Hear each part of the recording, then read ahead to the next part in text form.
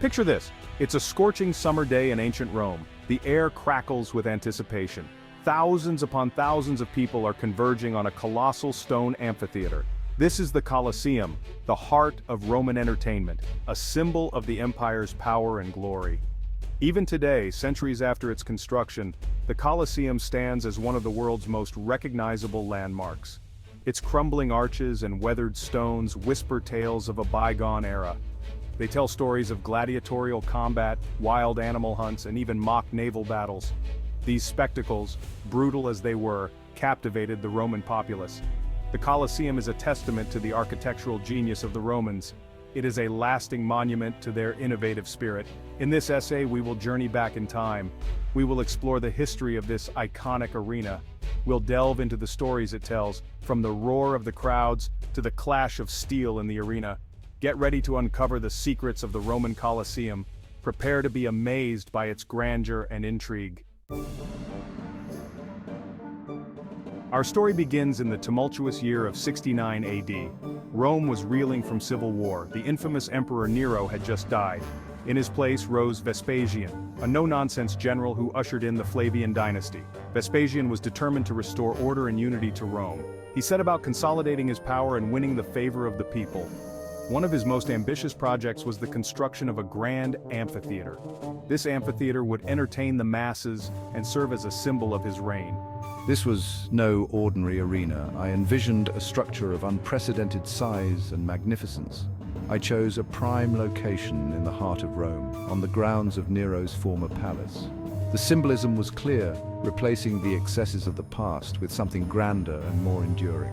Construction began around 70 AD. It was a massive undertaking, involving tens of thousands of laborers, skilled craftsmen, and architects. The speed and efficiency with which the Colosseum was built is a testament to Roman engineering. It stands as a testament to their organizational prowess. The Colosseum, originally known as the Flavian Amphitheater, was a masterpiece of Roman engineering and architectural ingenuity. Imagine a vast elliptical structure, rising to a height of over 150 feet. It could accommodate an astonishing 50,000 to 80,000 spectators. The exterior was a breathtaking spectacle of marble and travertine stone. It was adorned with intricate carvings and statues. The amphitheater's ingenious design featured a complex system of arches, vaults, and corridors. This allowed for efficient crowd control and access to the seating areas. The seating itself was carefully tiered. It reflected the strict social hierarchy of Roman society. The best seats, closest to the action, were reserved for the emperor, senators, and other high-ranking officials. As you ascended the tiers, you would find ordinary citizens, women, and even slaves, each in their designated sections. One of the most remarkable features of the Colosseum was its retractable roof. This massive awning, known as the velarium, could be deployed to shield spectators from the scorching sun or rain. Operated by a team of skilled sailors using ropes and pulleys, the velarium was a marvel of engineering in its own right. Blood and sand, the spectacle of the arena. The Colosseum stands as a testament to the grandeur and brutality of ancient Rome. The Colosseum was more than just a building. It was a stage for some of the most awe-inspiring and brutal spectacles imaginable. This architectural marvel could hold up to 80,000 spectators, all eager to witness the events that unfolded within its walls. For centuries, it served as the epicenter of Roman entertainment, drawing crowds from all corners of the empire. The events held here were a reflection of Roman society and its values. The most famous of these spectacles were the gladiatorial combats. These fights were the main attraction, captivating the audience with their intensity and drama. These were not simply random brawls, but highly choreographed contests of skill, strength, and courage. Gladiators trained rigorously to perfect their techniques, making each battle a display of both athleticism and strategy.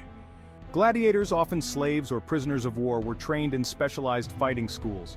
These schools, known as ludi, were where they honed their skills under the watchful eyes of experienced trainers. They became skilled in the use of various weapons and fighting styles. From the short sword of the murmillo to the trident and net of the retiarius, each gladiator had a unique fighting style that added to the spectacle. Beyond the gladiatorial contests, the Colosseum also hosted venationes, or wild animal hunts. These events showcased the Empire's ability to capture and transport exotic animals from distant lands. Exotic beasts from across the Roman Empire, including lions, tigers, elephants, and bears, were brought to the arena.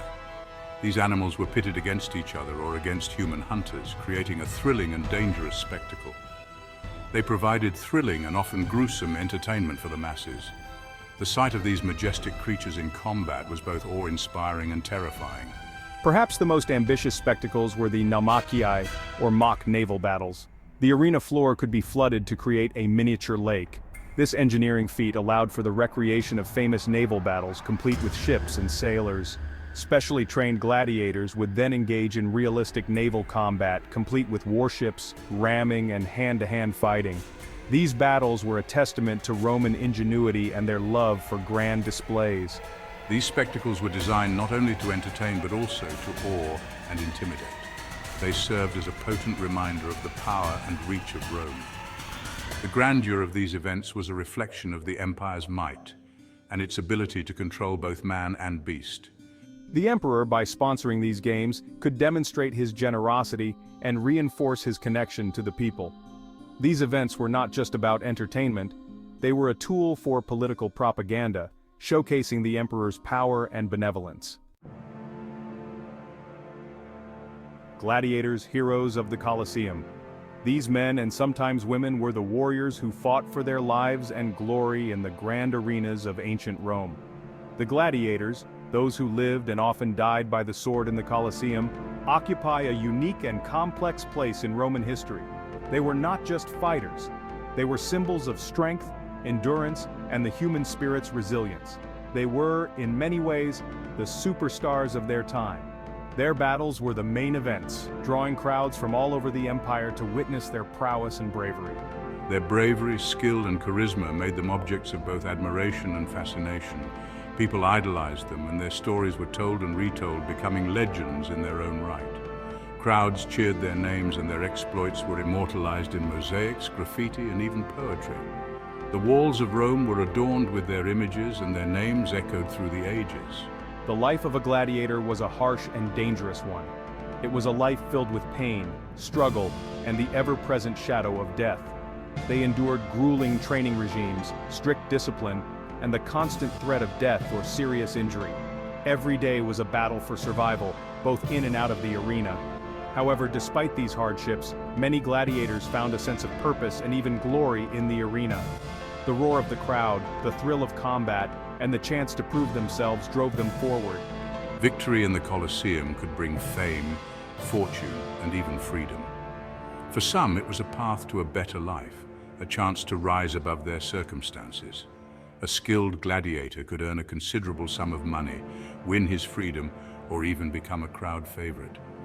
Their names would be chanted by thousands and their victories celebrated with feasts and festivities. Some gladiators, like the legendary Spartacus, even challenged the very foundations of Roman society through their acts of defiance. Spartacus's rebellion remains one of the most famous uprisings in history, a testament to the power and influence of these warriors. The gladiators were a diverse group, hailing from all corners of the Roman Empire. They brought with them different fighting styles, cultures, and traditions, enriching the spectacle of the games. They came from different backgrounds, each with their own story of how and why they entered the arena. Some sought redemption, others adventure, and some were simply trying to survive. Some were slaves forced into combat. They had no choice but to fight, their lives hanging in the balance with every match. Others were prisoners of war seeking a chance at survival.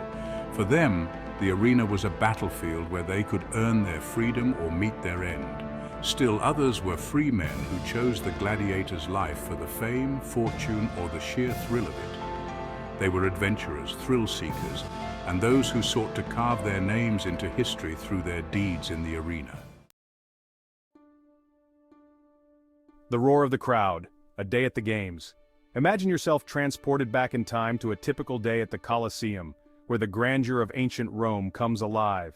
The sun beats down on the massive stone amphitheater, casting long shadows that stretch across the arena floor. The air buzzes with anticipation, a palpable energy that seems to vibrate through the very stones of the Colosseum. The stands are packed with people from all walks of life, from the wealthiest senator to the humblest laborer, all gathered for a day of spectacle and excitement. The day begins with a grand procession, a spectacle in itself designed to captivate and awe the audience. Trumpets blare and chariots parade around the arena, their wheels kicking up dust as they circle the Colosseum. Exotic animals are paraded before the crowds, their handlers struggling to control their raw power, showcasing the might and reach of the Roman Empire. Then the gladiators enter, each armed for combat, and greeted by the cheers and jeers of the crowd, ready to fight for glory and survival. The atmosphere inside the Colosseum is electric, charged with the collective excitement and tension of thousands of spectators. The crowd roars its approval or disapproval, their voices merging into a deafening cacophony that echoes off the ancient walls. Vendors hawk their wares, offering food, drink, and souvenirs, adding to the bustling carnival-like atmosphere of the event. Gambling is rife, with fortunes won and lost on the outcome of each contest, as spectators place their bets and hope for a favorable outcome. The fighting itself is brutal and bloody, a stark contrast to the pageantry that preceded it. Gladiators clash swords, their shields splintering under the force of each blow, each strike a testament to their skill and determination. The crowd erupts with each blow struck, each wound inflicted, their cheers and gasps a reflection of the drama unfolding before them. The sand soaks up the blood of fallen warriors, a grim reminder of the cost of entertainment in ancient Rome, where life and death played out as public spectacle. A day at the Colosseum was not just about the violence, however. It was a multifaceted experience that offered something for everyone. It was a social event, a chance for Romans of all classes to come together and share in a common experience, bridging the gaps between rich and poor, citizen and foreigner. It was a spectacle that transcended the boundaries of language, social status, and even life and death, uniting the people of Rome in a shared moment of awe and excitement.